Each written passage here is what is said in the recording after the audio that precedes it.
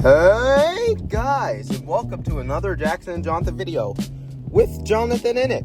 So today we are going to go, we're in the car, we're on our way to a movie theater, but we are going to go see the FNaf 2 movie, another bad movie night. We've heard a lot of things about this movie. We heard it's hilarious, we heard it's horrible. I don't know who said it was horrible, but yeah, we're gonna go see for ourselves. So yeah, let's get right into it. I heard that Mike Smith is not in jail. I still don't understand that. I went on a long discourse about why he should have went to jail after the last movie. And also why Abby is an idiot. I think we put that out too. So we're gonna go see no we didn't, because that's the one when I lost all my stuff, remember? Oh, Abby's an idiot. Like, all the trailers show that she wants to literally find the robots that tried to brutally murder her, successfully did murder her aunt, spoilers, and tried to murder her brother. That's for the first movie. I mean, she's the kind of person that sits up there and gets a limb bit off by a shark and then misses the shark. So let's see what it is she gets up this time. I have two theories. One, they're doing Terminator 2 or Megan 2, where the old robots are going to be the good guys in this movie and the new robots will be the bad guys. And the other theory is that it will also once again be Abby's fault. I think it's going to be the second one. All right, guys. It's going to be both. See you guys in the theater. All right, guys. So, yeah, we decided to sit down and do a proper review about the movie. You saw the first videos and you saw the spoiler warning. So, get ready. Dad, say your opinion. On the movie? On the story? On the whole movie? Make it short summary. It's great for a bad movie night.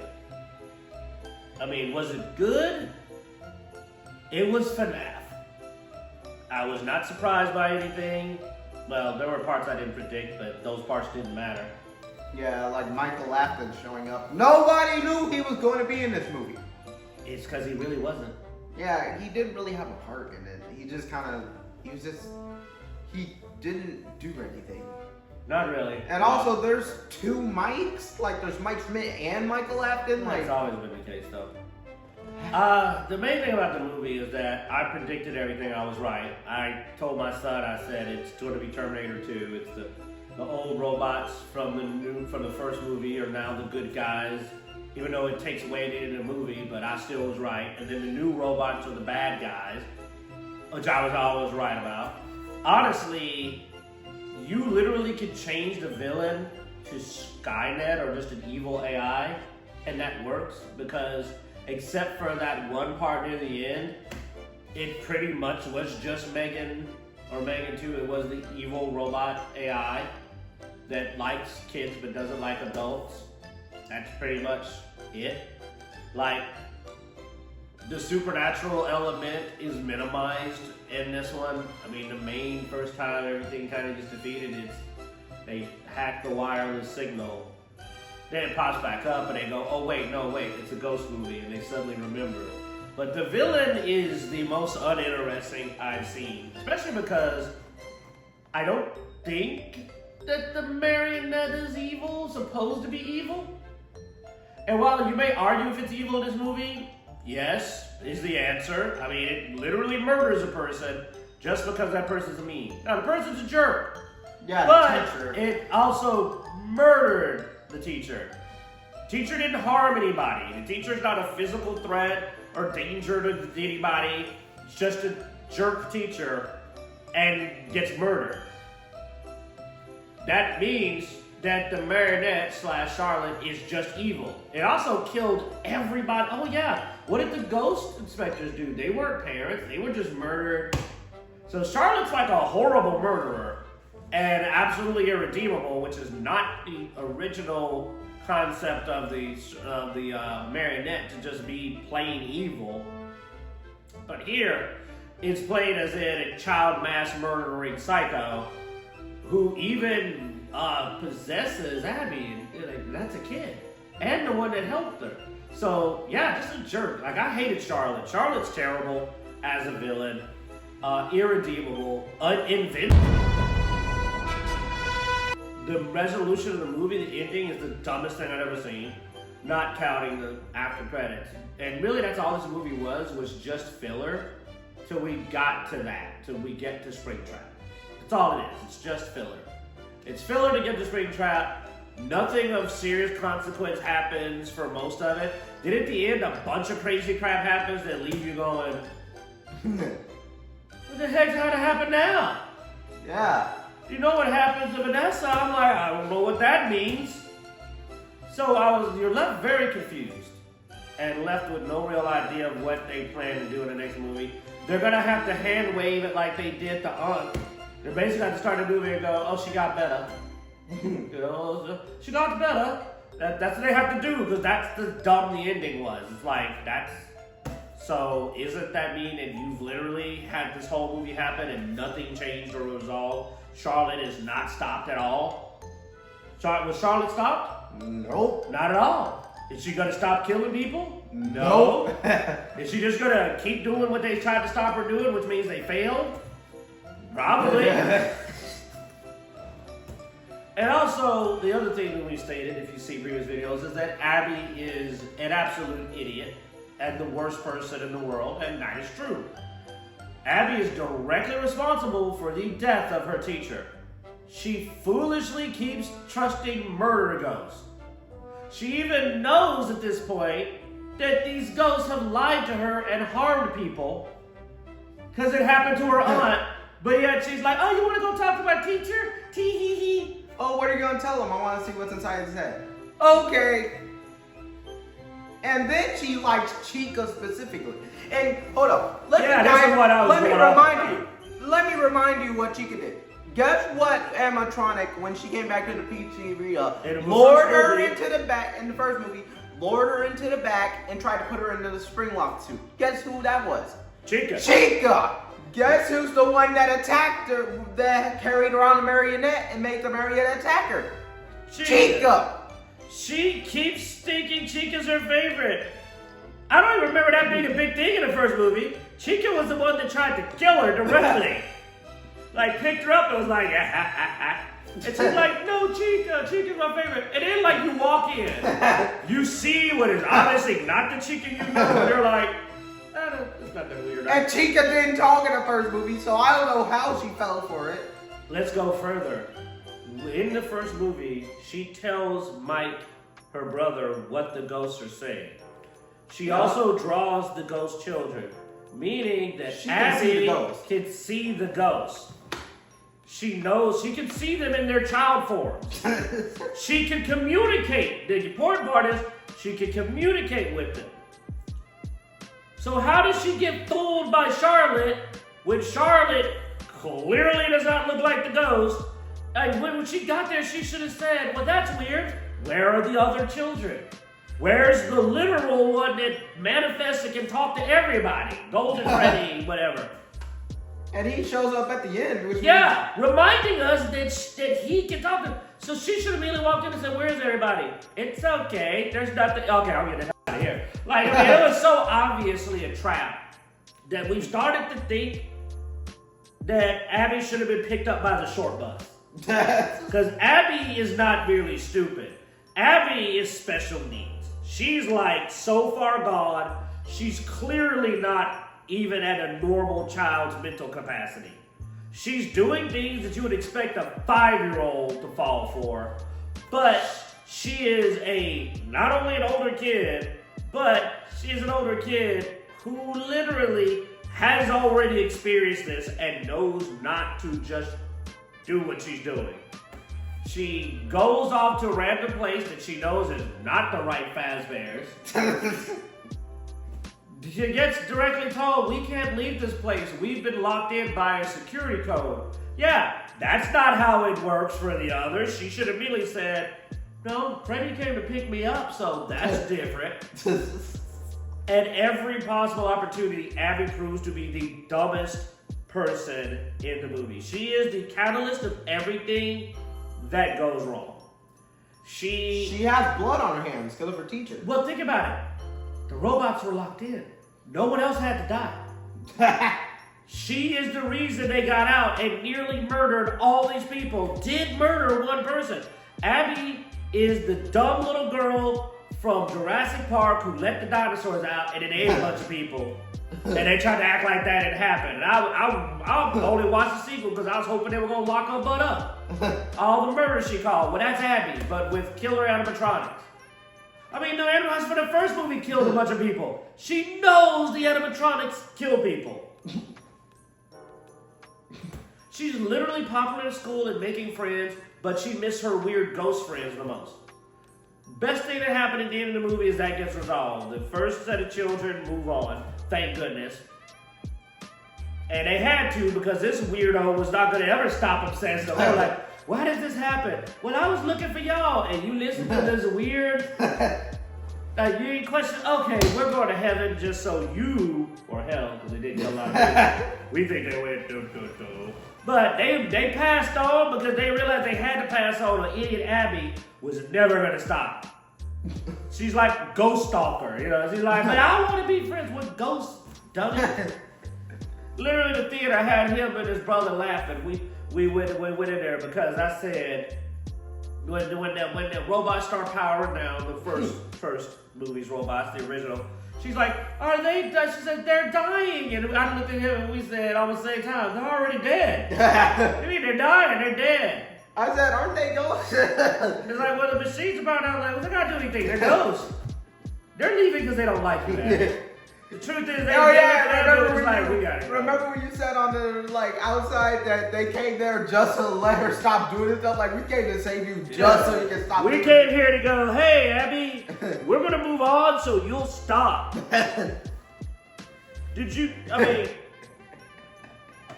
you know where we're at. How did you get into all of this? You know she killed your teacher, right? This is what you know that. That's you. That was all you. She didn't even know your teacher. You introduced him. She asked you to go talk to him, and you said also, yes. There's so many plot holes too. Like, how did she find the parents? At all? Yeah, how did she know where the parents she wanted revenge on? She showed up at these people's houses. I'm like, how'd she do that? She only talked to them once in the pizzeria. She don't know them. She ran up to a bunch of random people. I don't even know why she knew where Abby's house was. Abby appeared to be asleep, but maybe Abby fell asleep right when they got to the house. I don't know. Oh my God. I don't know how she did anything she done. And then, I don't know why she didn't possess Abby. She was in the... I don't know. None of the rules apply. How did Michael get control of the robots at the end? Which nothing went with that, but he gives an order to robots, and I'm like, how'd you do that? The robots were literally powered down. Well, we saw a scene at the pizzeria where it showed that they got back online. I assume that was him, but how did he get to the house quickly though? I don't know. Plot development? I don't know why he knows where Mike Smith lives. I don't know why he knows who Mike Smith is. How did he find out what happened to his dad? Did Vanessa tell him? And why would she tell his weird butt that? He implies he hasn't seen Vanessa in a long, long time. And then Mike's at the end of the movie like, no, stay back. I can't trust you anymore. Because she literally says her dad's dead. And he's like, I know. And I'm like, how do you know? When I looked, he was still in the back room and nobody knew where he was. So he didn't find after. And then, like I said, we're just going to spoil it. Vanessa gets possessed by the marionette at the end of the movie. Don't know what the that means. Got no idea where they're going with that. Because all Charlotte wants to do is kill these kids' parents. From back in the flashback scene. After that, I don't know. Does she even have any plans beyond that? She does like randomly murdering people. She killed everybody that came in that pizzeria violently. So maybe she'll just mass murder. I guess she'll just go to mass murder street. And that Balloon Boy scene, and Balloon Boy, well, honestly, Balloon Boy got what he deserved. Yeah, but they implied there was something unusual going on in Balloon Boy the first movie. They ditched that for the second. Dude, the second movie is like the Naruto arc where they did all that stuff that never really happened as filler. And when it came back, they literally just said, what? No, none of that happened. That's what it feels like. You can remove the second movie. I do not think it'll affect the third movie in a meaningful way. They could have introduced Michael in the third movie. And this movie's skippable from a lore perspective. I'm just being honest. Yeah. They rehashed the Corey Kitchen joke, but it doesn't make any sense. Yeah. They should have did more. Him just continually driving children to creepy locations needs to stop. And also, that like, also once doesn't it make was sense. funny, but at this point he should be like, yeah, I should really. Because he even makes a comment, I should report this, but he doesn't. And I'm like, first of all, why don't you stop going to abandoned places to pick people up, Corey? How about that? Your red flag was meet us in front of the old abandoned fast. I wouldn't go to another Fazbear facility after what happened last time. No, you need to remember what happened. A bunch of people disappeared and died in the first movie. Corey drove this little girl to the place where all this crap went down. He ought to be going, I ain't going near another Fazbear place, so I don't get charges. So the joke would have made more sense if he had not been able to see or known that the mayor was there, or if she'd have possessed him to drive him there, or something like that. But, like, if he jumped out the car and ran, and then the marionette drove the car, because it's, I don't know, AI car, there's a Tesla, I don't know. Teslas are both, I don't know what they are, I don't care. It's dumb. The movie's dumb, but it was funny though. Yeah. Nah, not really. It wasn't like funny in a way. Yeah. It wasn't funny in a way that it's like good funny. It's kind of funny in a way because it's just so horrible. Yeah, insulting Abby was fun. We talked about Abby like a dog most of the movie. Yeah. And she's like, oh, what are you gonna go tell him? I'm like, I'm up there in the theater, people behind me. You're clearly not gonna walk off and murder this guy as you animatronics are wont to do, as I know you tend to do. And I just hear people in the background doing this, like, what the heck? I'm like, Popcorn. oh yeah, no, that's popcorn. So there you go. I would rate this movie on a scale of 1 to 10, WTF. Like not even a proper rating, just well, WTF. it wasn't not what I expected, which is what keeps it from being a bad movie. But it was what I expected, which keeps it from being a good movie. So it's a decent bad movie to watch. Best scene was them, doing the whole Fazbear. And even then, they didn't capture the real energy. It was too slow. They should have had the animatronics move a little faster, have them do some more flash. They should have really had it going. At least, Mike had the best lines of the movie because he just made observations, like looking at Abby and just being like, yo, you need to stop. Just chill. Like, you're popular in school. Make real living friends. And I'm just like, thank you, Michael. Like, really. I mean, you would have thought Michael was half black because he was using some real common sense. Just like, hey, get to the office and goes, why is there no door? And I'm like, that's a very appropriate response. Like, there's no door. There's just not a door. It's just a hallway. He listens to Mass and goes, well, that shouldn't work. It does. And even he listens when it works. He's just like, really? That's... And then he rips off Palumbo's head, which is what everybody wants to do to that battery-stealing son of a gun. So, Mike's good in the movie.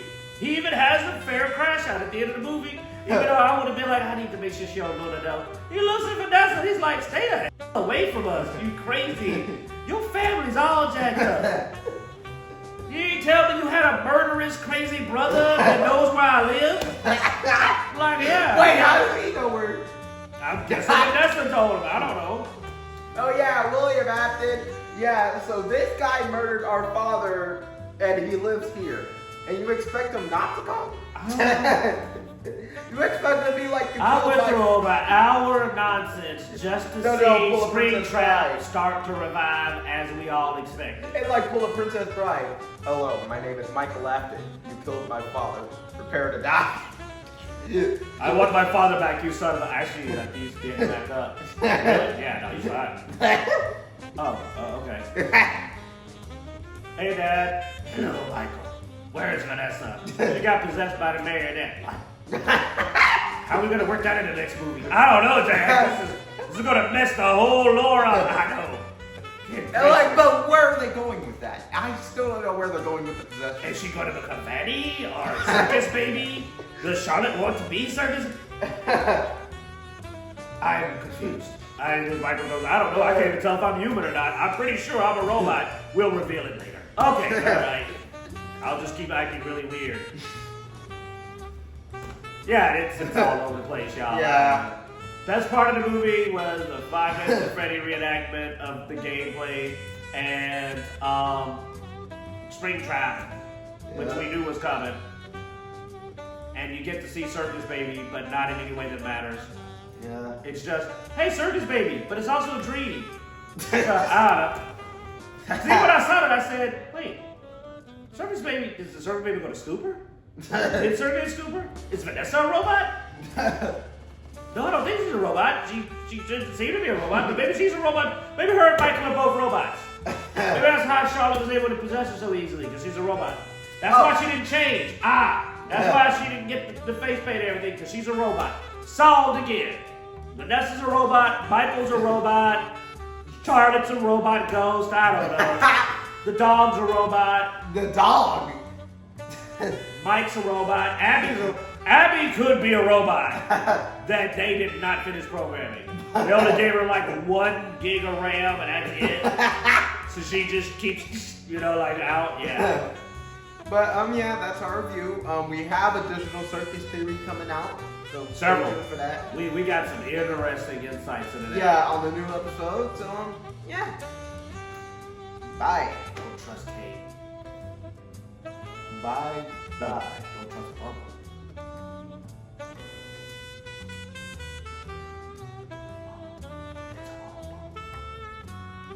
Also, Merry Christmas. Bye bye. Merry Christmas.